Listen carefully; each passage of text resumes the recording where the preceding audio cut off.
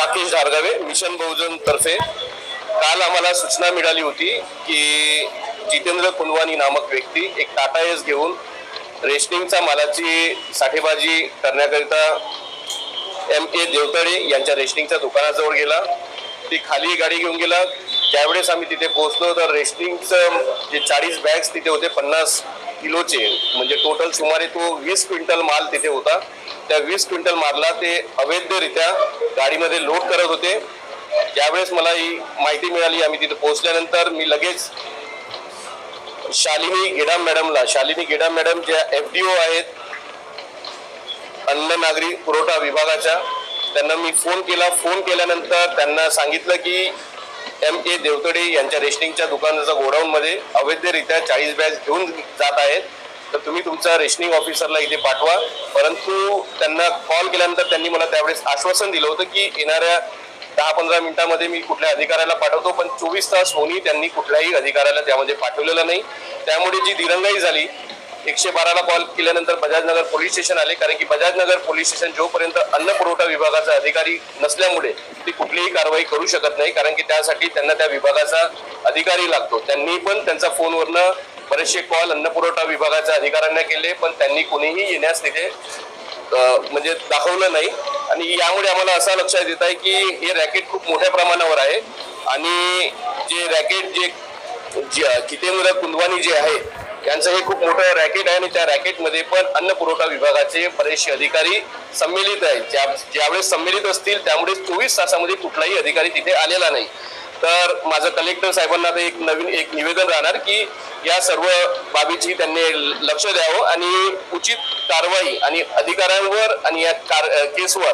आणि जितेंद्र कुंदवानी हा काही पहिल्यांदा करणारा व्यक्ती नाही आहे. याच्या आधी पण याच्यावर कमीत कमी 3 ते 4 ऑलरेडी असे गुन्हे लागलेले आहे. आणि त्या कमीत कमी 10 ते 20 बॅगचा 100-112 क्विंटल एवढा माल आणि अशा बातम्या पण पेपरमध्ये छापून आलेल्या आहेत. आणि याबाबतची जर माहिती कुणी देत असेल आणि त्याकडे दुर्लक्ष जर करत असेल अन्न पुरवठा विभाग, तर यामध्ये खूप मोठी साठगाठ आहे. आणि मिशन बहुजन याचा छडा लावण्यामध्ये मागे लागणार आणि यांना जी काळाबाजारी होत आहे, भविष्यात कुठलीही काळाबाजारी मिशन बहुजन इथे होऊ देणार नाही नागपूर शहरामध्ये. पुढील काय भूमिका राहणार? पुढील भूमिका हीच राहील मिशन बहुजनची की मॅडमला आणखी आमच्या मिशन बहुजनचं पूर्ण लक्ष राहील की जितेंद्र कुंदवानी हे जिते कुठे किंवा यांच्यासारखे अनेक व्यापारी जे आहेत ते सर्व व्यापाऱ्यांनी आज लक्ष ठेवावं की मिशन बहुजनचं लक्ष सर्व व्यापारावर आहे. तुम्ही कुठे कुठे अवैधरित्या हे अन्नसाठा जे काळाबाजारी करत आहे त्यावर पूर्णपणे मिशन बहुजनचं लक्ष राहणार. आणि येत्या काळात मिशन बहुजन अन्न पुरवठा विभागाला घेऊन ही कारवाई करणार. आणि अन्न पुरवठा विभाग जर ही जबाबदारी घेत असेल तर अन्न पुरवठा विभागाची आम्ही तक्रार कलेक्टरला करू आणि एक मोठं आंदोलन सुद्धा अन्न पुरवठा विभागाच्या विरोधात करू आणि त्याचं निवेदन कलेक्टरला देऊ. तेलंग साहेब, आपण RPI चे नेते आहात. आपण आज मिशन बहुजन सोबत इथे पत्रपरिषदेला उपस्थित आहे. काय सांगाल? सांगण्यासारखं मोठं आहे की या सगळ्या प्रकरणावर हेतुपूर्वक तात्काळ कलेक्टर साहेबांनी दखल घेऊन या प्रकरणाची पूर्ण सखोल चौकशी करून दोषी असलेल्या सर्व लोकांवर कारवाई करावी.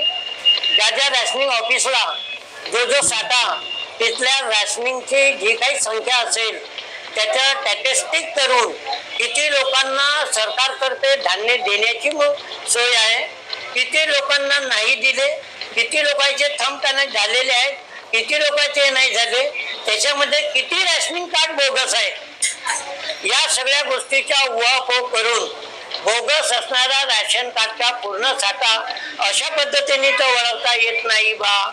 आणि ज्या ग्रस्तांनी हे प्रकार केला या माणसावर नागपूर शहराच्या वेगवेगळ्या पोलीस स्टेशनमध्ये कारवाई झालेली आहे. मग अशा माणसावर कारवाई झालेली असेल तर मग यांच्यावर म्हणजे तडीपार म्हणा किंवा अजून त्याच्यापेक्षा मोठी कारवाई पोलीस कमिशनर करू शकतात का, कलेक्टर करू शकतात का, नागपूरचे मुख्यमंत्री, नागपूरचे महाराष्ट्राचे गृहमंत्री सुद्धा आहेत. तर तेव्हा त्यांनी याच्यावर दखल घेतली पाहिजे.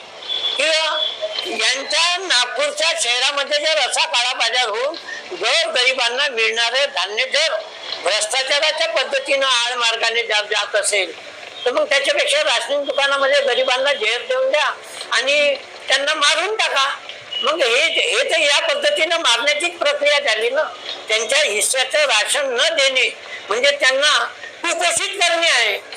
सरकार म्हणते की मेळघाट म्हणजे आम्ही कुपोषित बालकांना वाचवू, समाज कल्याणचे का नाही विभाग का नाही त्याच्यावर उपाययोजना करतात, योजना आणतात, आणि दुसरीकडे ज्या योजना आहेत त्याच्यावर कर कासर करून म्हणजे उपाशी ठेवण्याचं कुपोषित करण्याचं काम शासकीय यंत्रणा करत नाही का, याच्यावर चौकशी झाली पाहिजे.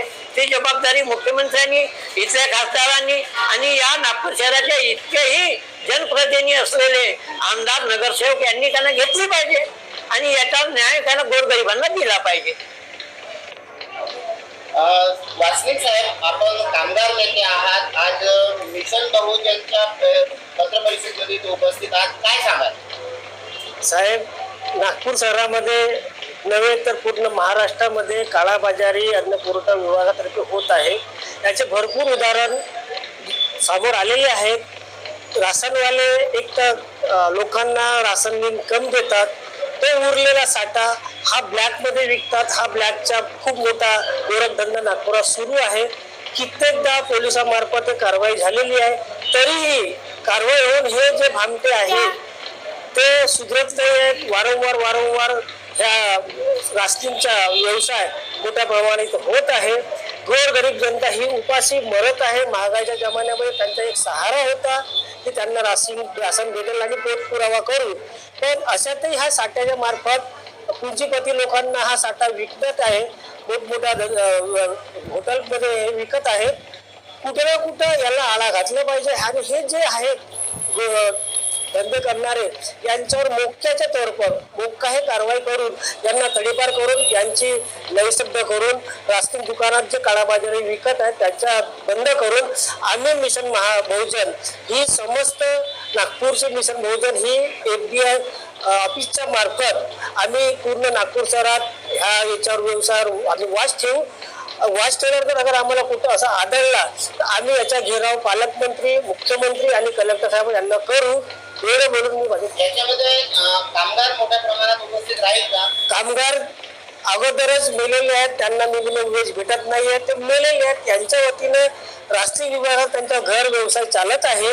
इथेही ते त्यांच्या पोटावर लाच मारत आहेत. मोठ्या प्रमाणात कामगारांवर हा एक मोठा लादलेला एक घोर आहे.